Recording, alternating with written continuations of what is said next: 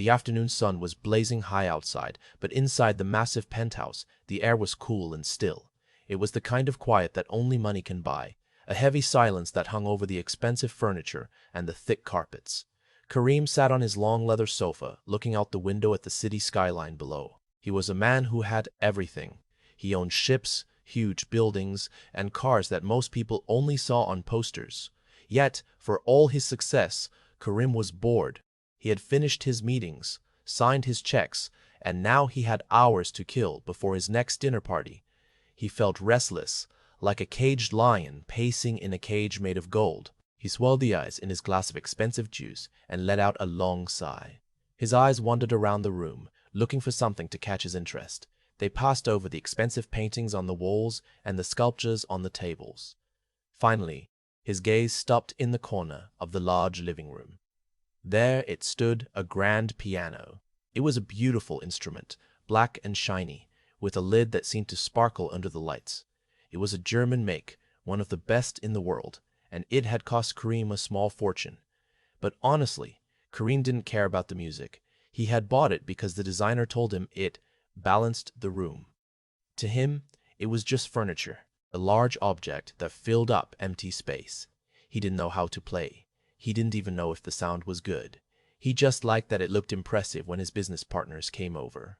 Sometimes he would hire professional musicians to play during his parties, but mostly the piano just sat there gathering dust. Karim watched as a young woman moved quietly across the room. This was Sophie, the maid. She had been working for him for a few months. She was a small woman, modest and hard-working, always keeping her head down and doing her job without complaining.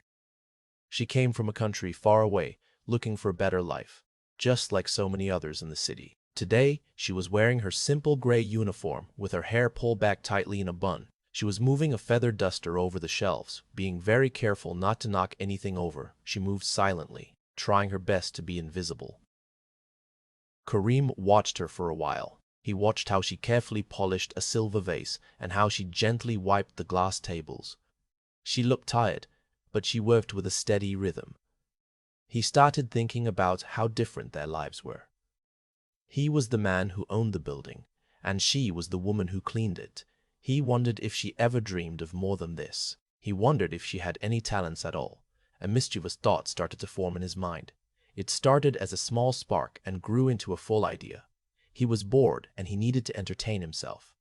"Sophie," Karim called out. His voice was loud and sudden, breaking the heavy silence in the room. Sophie jumped a little, startled by the sound. She dropped her feather duster but quickly picked it up. She turned around to face him, clutching the duster in front of her like a shield. "Yes, sir?" she asked softly. She looked a little nervous, which was usually how the staff acted around him. Karim knew he could be intimidating. He was the boss after all. Karim leaned back into the soft cushions of the sofa and gestured with his hand toward the corner of the room. "Come here for a moment," he said. "I want to ask you something." Sophie walked over, her steps light on the thick carpet. She stopped a respectful distance away from the sofa, keeping her eyes lowered. "Is everything okay, sir? Did I miss a spot?" She sounded worried that she had made a mistake. "No, no, everything is clean," Karim said, waving his hand dismissively. "You do a good job, but I am curious about something." He pointed a finger directly at the grand piano. "You see that? That is a very expensive instrument. I am told it is one of the best money can buy." Sophie looked over at the piano. She stared at it for a second longer than usual. Karim noticed a flicker of something in her eyes, but it vanished so quickly he thought he imagined it. "It is beautiful, sir," she said quietly. "It is," Karim agreed. "But it is useless just sitting there. I was thinking, maybe you know how to play it." The corner of his mouth turned up into a smirk. He was teasing her, of course. In his mind, the idea was ridiculous. Sophie, a maid who spent her days scrubbing floors and washing dishes, playing a concert-level piano? It was a funny image. He expected her to laugh and say she had never touched a piano in her life. Sophie shifted her weight from one foot to the other. She looked uncomfortable. "Oh no, sir," she stammered. "I couldn't possibly. My hands, they are rough from work, and I wouldn't want to dirty the keys." Karim laughed. It was a short, sharp laugh. "The keys can be cleaned, Sophie. That is what you do, isn't it? You clean things." He found the situation amusing. Come on, don't be shy. Go over there. Sit down. Play a song for me. Please, sir, Sophie said, her voice shaking a little. I really don't think it is a good idea. I have guests, well, not guests, but I have work to finish in the kitchen. The kitchen can wait, Kareem said firmly. He was enjoying this now. He liked being in control. He wanted to see what she would do. I am giving you an order. Go play. Surely you know Twinkle Twinkle Little Star? Or maybe something simple like that? Just press a few keys. Let's hear what it sounds like. He watched her face closely. He was waiting for her to admit she had no talent. He wanted to see her look awkward as she pressed the wrong notes. It was just a game to him, a way to pass the time on a boring afternoon. He leaned forward, resting his elbows on his knees, ready to be entertained by her expected failure. Sophie looked at the piano again. Her hands were twisting together in front of her apron. She bit her lower lip. She looked trapped. She knew she couldn't refuse him directly. He was her employer, and he held the power over her job. But she also looked terrified of the instrument. It wasn't the fear of breaking it or of playing badly. It looked like a deeper fear, a fear of a memory that she had tried to bury. Sir, she started. She started, then stopped. She took a deep breath. It has been a very long time. So you can play? Kareem asked, raising an eyebrow. This surprised him. He didn't expect her to say yes. Now he was even more interested. Well, that changes everything. You must play for me now. Go ahead. Sophie let out a shaky breath. She slowly walked toward the piano. The heels of her shoes clicked softly on the marble floor as she approached the massive instrument. To Kareem, she looked very small next to it. The piano was large, glossy, and imposing, while Sophie looked simple and tired in her worn uniform. She reached the bench and stood there for a moment, hesitating. She looked back at Kareem one last time, as if hoping he would change his mind and tell her to go back to cleaning. But Kareem just waved his hand toward the keys. Go on. Don't keep me waiting. Sophie sat down on the bench. She didn't immediately lift the lid over the keys.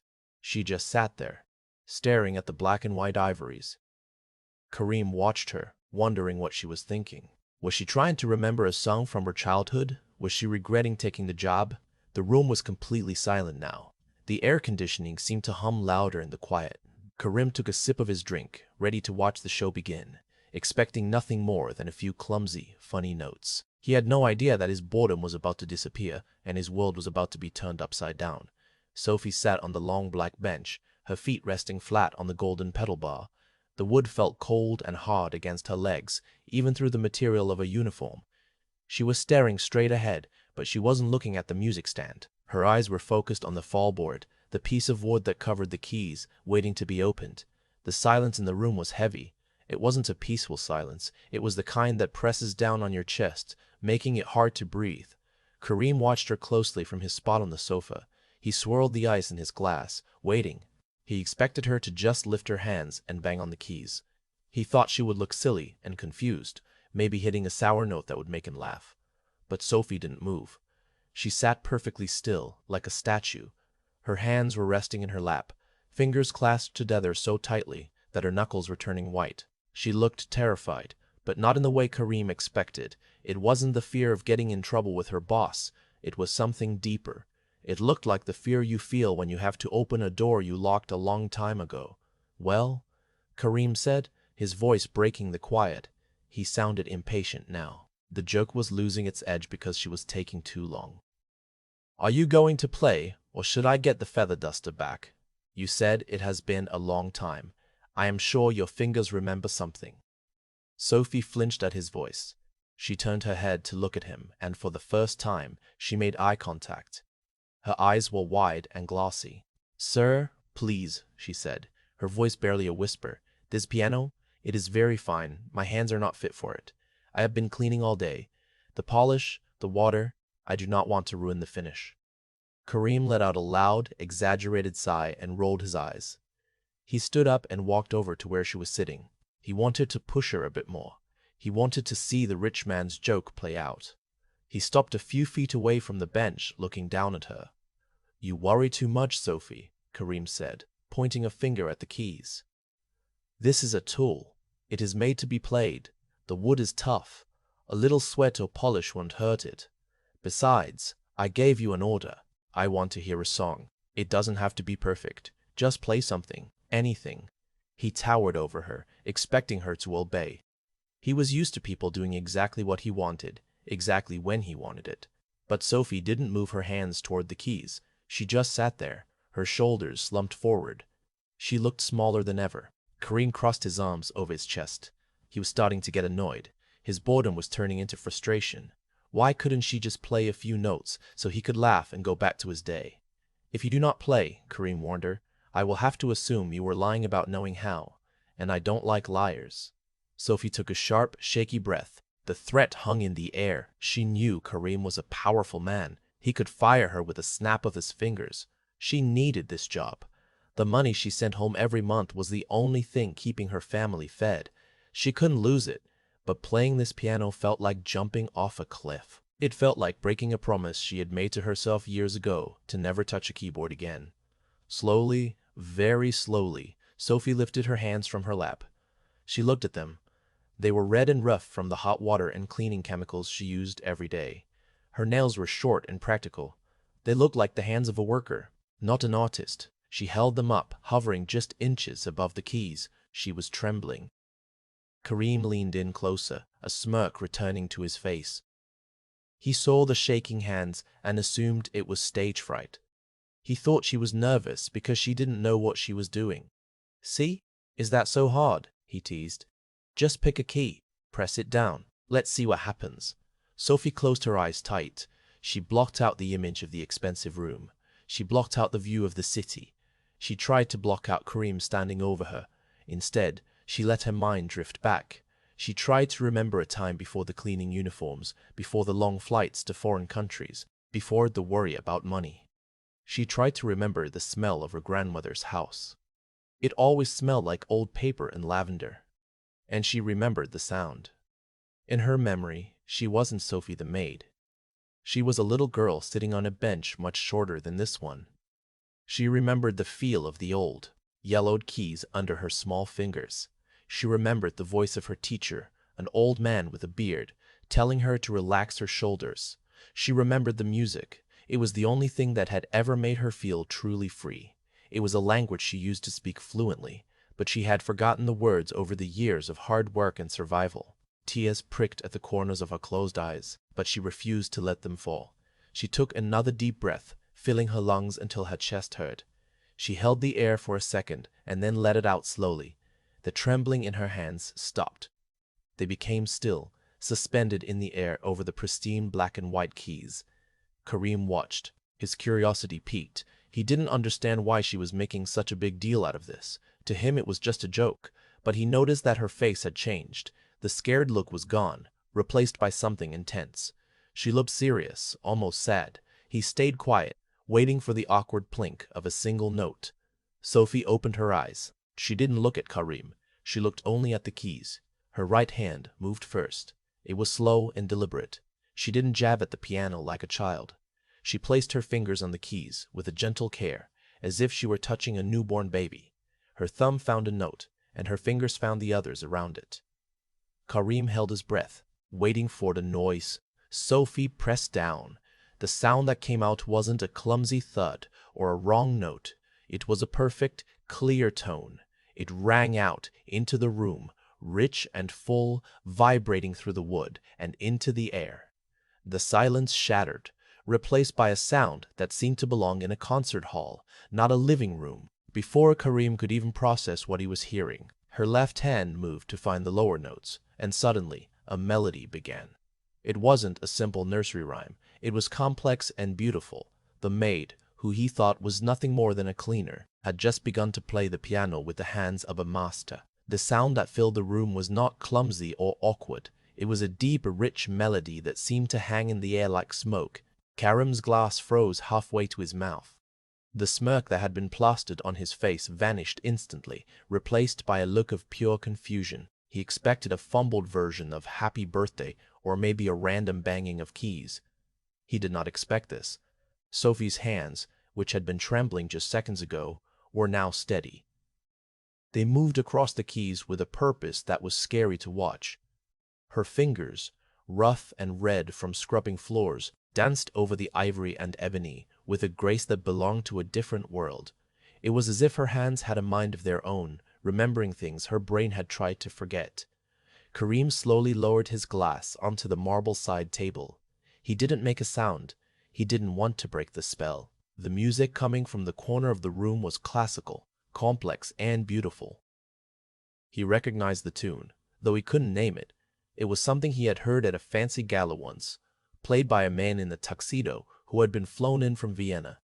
And now, that same level of skill was coming from a woman wearing a gray uniform that cost less than the drink he was holding. As the song continued, Sophie's posture changed completely.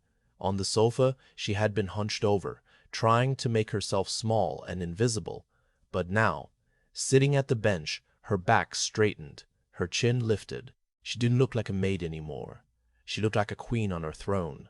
Her eyes were closed, her face relaxed. The worry lines around her mouth smoothed out. For these few minutes, she wasn't worrying about rent, or her family back home, or the dishes in the sink. She was somewhere else. Somewhere only the music could take her. Karim stood there, feeling a strange sensation in his chest. It was a mix of shock and something else guilt.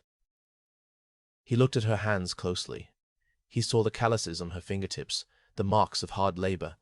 And yet, those same calloused fingers were striking the keys with incredible precision. They were caressing the notes, making the piano sing. The room was massive, filled with expensive art and cold furniture. But suddenly, the piano made it feel warm. It felt alive. Karim realized that for the first time since he bought the instrument, the room actually looked right. The piano wasn't just a piece of decoration anymore. It was the heart of the room, and Sophie was the one bringing it to life. The melody swelled, getting louder and faster. Her left hand was keeping a steady, deep rhythm while her right hand flew up and down the high keys. The sound was powerful, echoing off the high ceiling and the glass walls. It was passionate and emotional. It didn't sound like a robot playing a song. It sounded like a person telling a story without words. It was a story of sadness, but also of hope. It was a story of falling down and getting back up. Karim found himself stepping closer, drawn to the sound like a moth to a flame. He walked quietly, not wanting to disturb her. He stopped a few feet behind the piano. He watched her face. It was peaceful, but a single tear rolled down her cheek. It glistened in the afternoon light. She wasn't crying because she was sad. She was crying because she was letting the music out. She was letting a part of her soul out that she had kept locked away for years. He thought about the cruel joke he had tried to play. He thought about how he wanted to humiliate her for his own entertainment. He felt small. He felt foolish. Here he was, a man who had millions of dollars in the bank, who could buy anything he wanted, but he couldn't make people feel what this music was making him feel. He owned the piano, yes. He owned the building they were in, but he didn't own the music. The music owned her, and for a moment, it owned him too. The piece was coming to an end. The notes slowed down. The loud crashes turned into soft, gentle whispers. Sophie's hands moved slower, lingering on the keys as if she didn't want to let go. She played the final chord, a beautiful, sad harmony that rang out into the silence. She held her hands on the keys, letting the sound vibrate until it faded into nothing. Then she lifted her hands away and placed them back in her lap. Her shoulders slumped forward again. The magic seemed to evaporate. The queen was gone, and the maid had returned. The room was quiet again, but it was a different kind of quiet now. It wasn't the boring silence of before. It was a heavy, charged silence that felt electric. Karim stood there, staring at the back of her head. He didn't know what to say. He wanted to clap, but that felt wrong. He wanted to say something clever, but no words came to mind. He just stood there, his mouth slightly open, completely stunned by what he had just witnessed. Sophie sat there for a moment, staring at her lap. She took a deep breath, wiping the tear from her cheek with the sleeve of her uniform. She seemed to be waking up from a dream. Then, she remembered where she was. She remembered who was standing behind her. She stood up quickly, turning around to face him. Her eyes were wide with fear again. She looked terrified that she was going to be in trouble. I am sorry, sir, she stammered, wringing her hands together. I shouldn't have done that. I got carried away. I will finish the kitchen now. Please, don't be angry. She looked at the floor, waiting for him to yell at her, or to tell her to leave. She didn't know that Karim wasn't angry. He was changed. Sophie stood beside the piano bench, her head lowered. She was twisting her fingers together so tightly that her skin turned white. She looked terrified. She expected Karim to yell. She expected him to tell her she was fired for touching something that didn't belong to her. In her world, touching things that were off limits was a quick way to lose your job. She had broken the unspoken rule that maids should be seen cleaning, not feeling. I am sorry, sir, she whispered again, her voice shaking. I will go back to work now. The silver needs polishing, and the floors. She trailed off, unable to look him in the eye. She just wanted to disappear back into the safety of the kitchen, where she knew exactly what to do. Karim didn't speak immediately. He stood there, his hands hanging loosely at his sides, staring at her. His mind was racing, trying to understand what had just happened. The silence in the room wasn't bored anymore. It was heavy with respect. He looked at the woman in front of him, this simple cleaner who lived in the small room downstairs, and he realized he didn't know her at all. He had judged her by her uniform and the bucket of cleaning supplies she carried every day. He thought that because she was poor, she had nothing to offer the world except her labor, but he had been wrong, so wrong. He looked down at his own hands, smooth, soft hands that had never done a hard day's work in his life. Then he looked at her hands. Those hands had scrubbed his floors, washed his dishes, and dusted his shelves, and just moments ago, those same hands had created something that touched his soul more than any of the expensive concerts he had attended. Stop, Karim said quietly. His voice wasn't harsh or commanding. It was soft, almost confused. Sophie froze. She flinched like she was waiting for a blow. Sir? She asked, keeping her eyes on the floor. Look at me, Karim said. Slowly, Sophie lifted her head. Her eyes were wet, rimmed with red from holding back tears. She looked so vulnerable, standing there in her plain gray dress next to the shining black instrument. Karim felt a sudden, sharp pang of guilt in his chest. It was a feeling he wasn't used to. He was used to getting what he wanted, and usually he didn't care how he got it. But now, looking at her fear, he realized how cruel his joke had been. He had tried to make a fool out of her for a cheap laugh, but she had been the one to show him the truth. Where did you learn to play like that? Karim asked. He genuinely wanted to know. He wasn't teasing anymore. He was amazed. Sophie looked down at her feet. She looked uncomfortable sharing this part of her life. It felt like stripping naked in front of him. She was used to hiding her past. It was easier to just be a maid with no history. My father, she whispered. He was a teacher. In my country, we had a piano. It was old, not like this one, but it had a good sound. She paused, taking a shaky breath. Memories were flooding back to her. She saw her father sitting at their small kitchen table late at night, counting coins to pay for her lessons. She saw the pride in his eyes when she played her first recital. He loved music more than anything.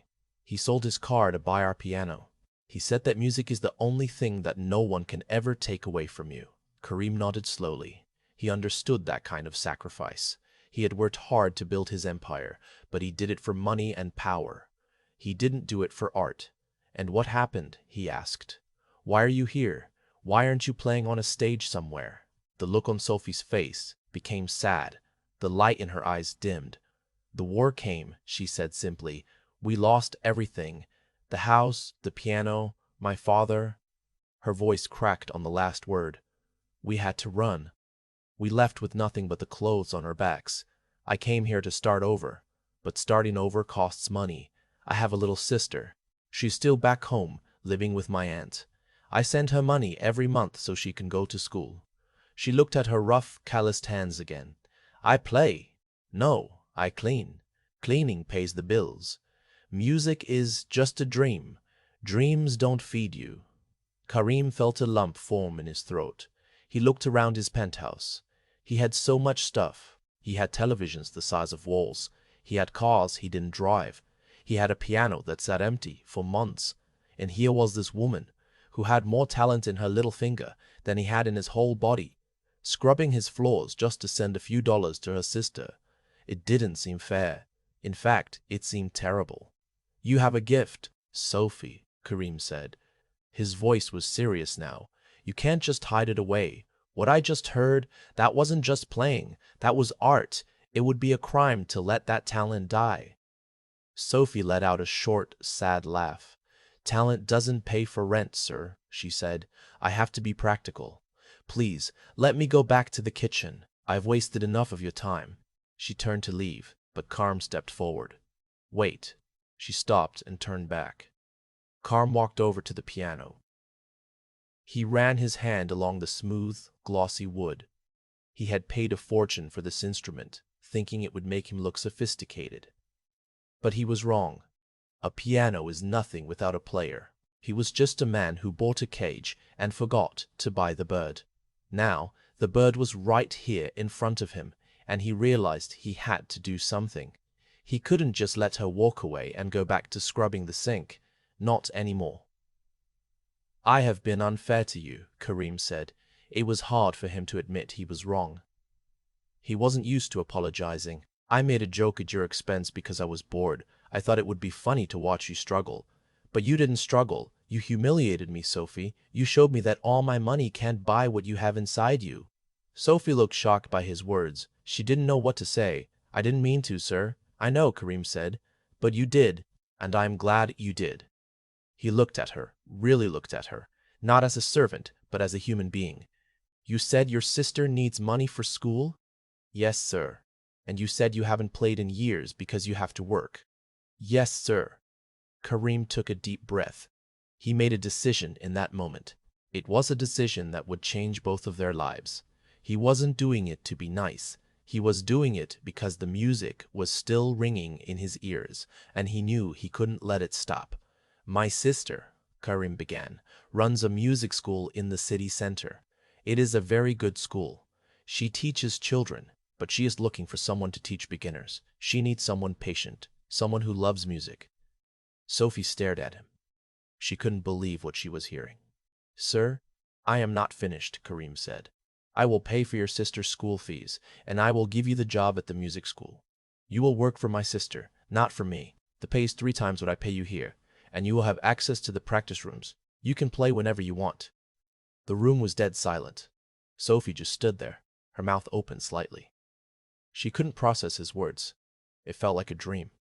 It felt like one of those stories people tell to give themselves hope, but it wasn't real. "But I am just a cleaner," she stammered.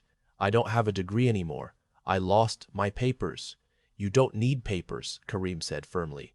"You have the hands. I just heard them. That is enough for my sister, and it is enough for my sister, and it is enough for me." He walked over to the small table where his phone sat. He picked it up. "Go pack your things, Sophie. Your shift is over. You don't have to clean the floors today, and you don't have to clean them tomorrow." Sophie felt her knees go weak. She leaned against the piano bench for support. Tears finally spilled over and ran down her cheeks, but this time, she didn't wipe them away.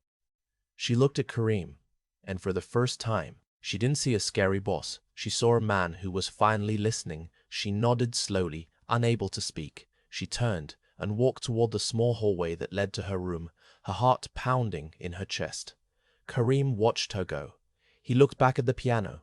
It looked like a piece of furniture anymore. It looked like a bridge, and for the first time in a long time, Kareem didn't feel bored. He felt like he had done something that actually mattered. Sophie walked down the long hallway to her small room in the back of the penthouse. Her legs felt weak, like jelly. She kept looking over her shoulder, half expecting Kareem to shout that it was all a mean trick, that he was just playing with her. But the house was silent. The only sound was the soft padding of her shoes on the carpet. She opened the door to her room. It was tiny compared to the rest of the apartment. It had a single bed, a small window, and a wardrobe where she kept her few belongings. She sat on the edge of the bed and put her head in her hands. Her heart was beating so fast, it hurt. Was this real? Just an hour ago, she was worried about polishing the silver vases before dinner.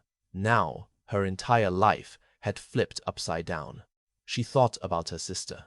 A few minutes ago, her sister's future was a constant worry. a dark cloud that followed Sophie everywhere. Now, the cloud seemed to be breaking apart.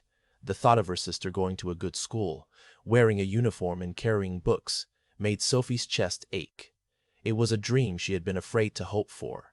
After a few minutes, she stood up. She didn't have many things to pack, but she knew she couldn't leave her uniform behind. She took off the gray dress and hung it up in the closet. It felt heavy, like a chain falling off her body. She put on her own simple clothes, a pair of jeans and a light blue shirt. She looked in the mirror. The tired maid was gone. She looked like a woman again, a woman with a chance. She took her small bag and walked back through the quiet apartment. She didn't look at the mess in the kitchen. She didn't look at the dust on the shelves. She walked straight to the living room. Karim was standing by the floor-to-ceiling window, looking out at the city. The sun was starting to set, painting the sky in orange and purple. It was beautiful, but his mind wasn't on the view. It was on the music he had heard. He heard the piano keys ringing in his head. He realized that his home had been full of things, but empty of life. Sophie had filled that emptiness in just 5 minutes. When he heard her footsteps, he turned around. He looked different, too. The arrogant smirk was gone. The bored look in his eyes had vanished. He actually looked humble. "You are ready," Karim said. It wasn't a question. "Yes, sir," Sophie said softly. She held her bag tight. I don't know how to thank you. What you did for me, for my sister, it is too much." Karim shook his head. He walked over to the desk and picked up a piece of paper. "I have already spoken to my sister on the phone. She knows you are coming. She is very excited to meet you. She needs someone with passion. You have that." He handed the paper to Sophie. It was an address and a start time for the next morning. "Tomorrow morning at 9, he said. "Don't be late. And Sophie?" She looked up at him. "Yes, sir. Do not call me sir anymore. You are not my employee. You are a musician. My name is Karim." Sophie felt a warmth spread through her chest. It wasn't just about the job or the money. It was about respect. For years she had been invisible to people like him. She was just the person who moved the dirt around so the rich people didn't have to see it. Now, he was seeing her as a human being. He was seeing her talent. It felt better than the money. She nodded. "Thank you, Karim." He nodded back. "Go. You have a big day tomorrow." Sophie walked to the elevator. She pressed a button and waited for the doors to open. As she stood there, she turned back one last time to look at the grand piano. It sat in the corner, shiny and black. It looked beautiful, but silent again. She knew it would wait here, gathering dust until the next time Karim hired a musician for a party. But she wasn't sad. She knew she would find another piano. The elevator doors opened, and she stepped inside.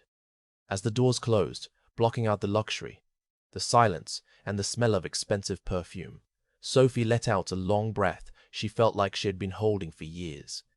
She pressed the button for the ground floor. The elevator started to move down, taking her away from the top of the world and into the real city.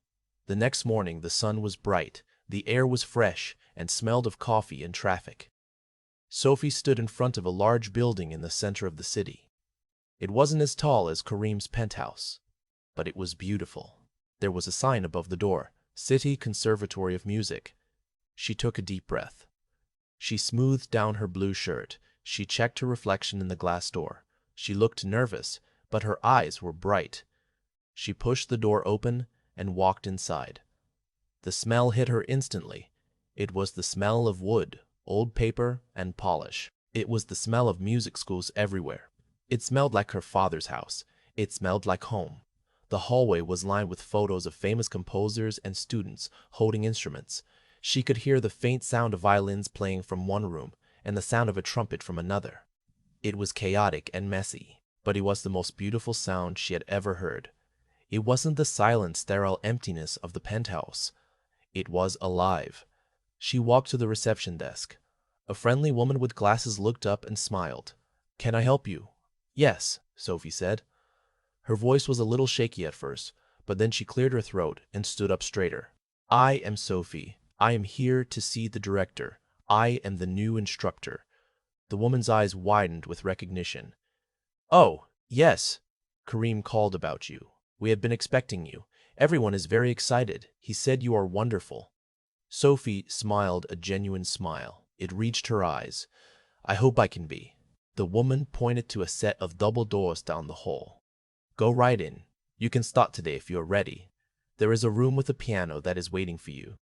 Sophie walked down the hallway. Her steps were light. She didn't feel like a maid walking to her cleaning shift. She felt like she was walking toward her future. She pushed open the double doors and walked into a large studio room. There, in the center of the room, sat a piano. It wasn't a brand new German instrument, like Kareem's.